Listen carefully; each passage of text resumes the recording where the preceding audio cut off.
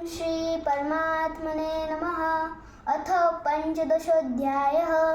श्री भगवानुवाच ऊर्ध्वमूलमधःशाखमश्वत्थं प्राहुरव्ययम् छन्दांसि यस्य पर्णानि यस्य वेद स वेदवित्।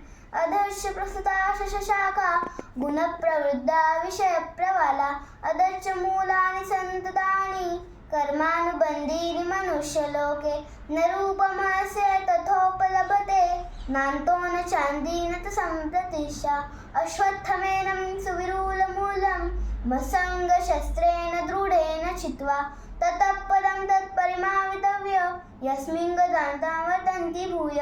तमेव चाद्यं पुरुषं प्रपद्ये यत प्रवृत्ति प्रसृता पुराणी। निर्माणमोहाजितसङ्गदोषा अध्यापनित्या विनिवृत्तकामा। द्वन्द्वे निमुक्ता सुखदुःखसौन्दे गच्छन्दमूढा पदमव्ययं तत्।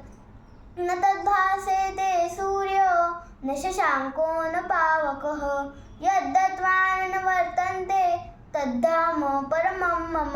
ममैवांशो जीवलोके जीवभूतः सनातनः। मनःषष्ठानीन्द्रियाणि प्रकृतिस्थानि कर्षति। शरीरं यद्वाप्नोति यच्चामृतमतीश्वरः। गृहीत्वैतानि संयान्ति वायुर्गन्धान्निवासात्। श्रोत्रेण च स्पर्शनेन च रसनेन्द्रियाण्येव च अधिष्ठाय मनश्चाय विषयानुपसेवते। उत्क्रामन्तं स्थितं वापि भुञ्जानं गुणाविदम्। विमूढान् पश्यन्ति ज्ञानचक्षुषः यतन्तो प्रकृतात्मानो नैनं पश्यन्ति चेतसः।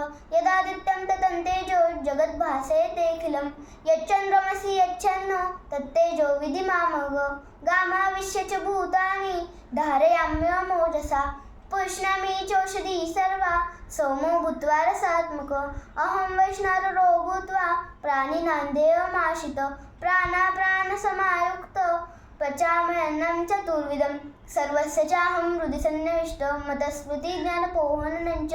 वेदेश सर्वे धामेव वेद्यो वेदान्तकृद्वेव विदेह चाहं।